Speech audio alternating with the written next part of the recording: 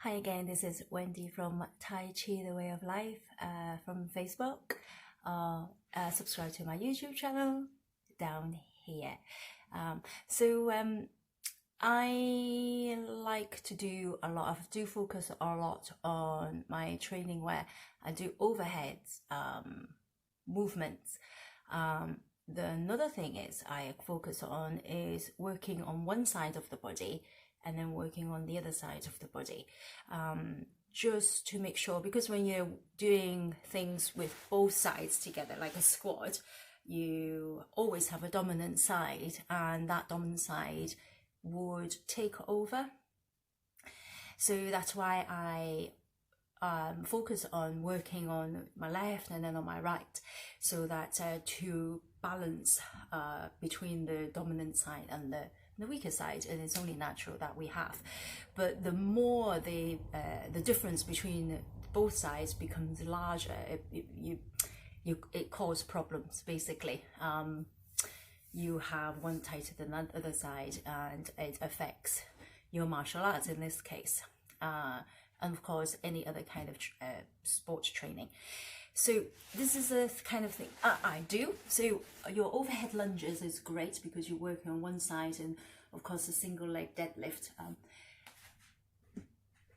Because of the lockdown, I haven't got any weights as such. So this is my marble tissue box. It's quite heavy, and I have been using this quite a lot. It's not ideal weight for me. I do want a lot heavier than this, but never mind. So this is what I do. So say for example, I decided to do a lunge. This angle of my camera is not very good. So I lunge. So I keep my weight all the time right at the top. I cheated there because I let my knee touch the floor. So say I've already done a set of this. I could swap. So same again with the other leg. I should have swapped side with my weight.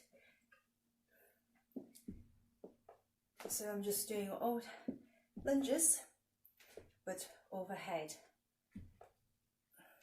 I don't know how many I've done. So this fifth one on this side. There's something else I do a lot, especially with my bar.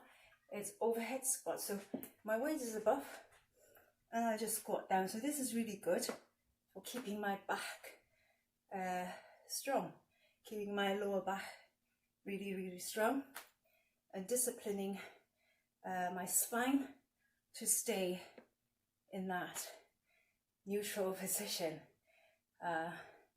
so that when I come to do my Tai Chi, I don't really need to think about it, other than just keeping myself sewn, loose,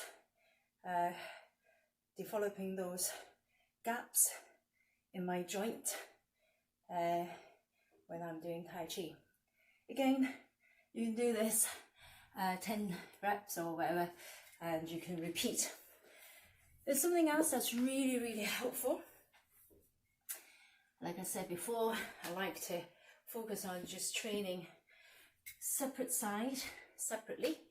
Is that, yeah, oh, have I got enough space? I haven't.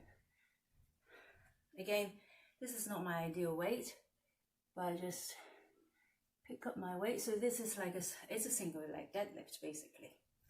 Then I put my weight back down, and I just stand back up.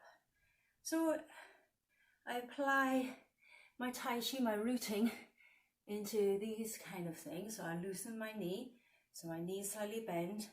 I'm hollowing the center of my foot, so making sure that I'm rooting round on my heel, ball of my foot, and on the outside of my foot, and my toe, my big toe is digging in. Right, you do exactly the same with the other side, because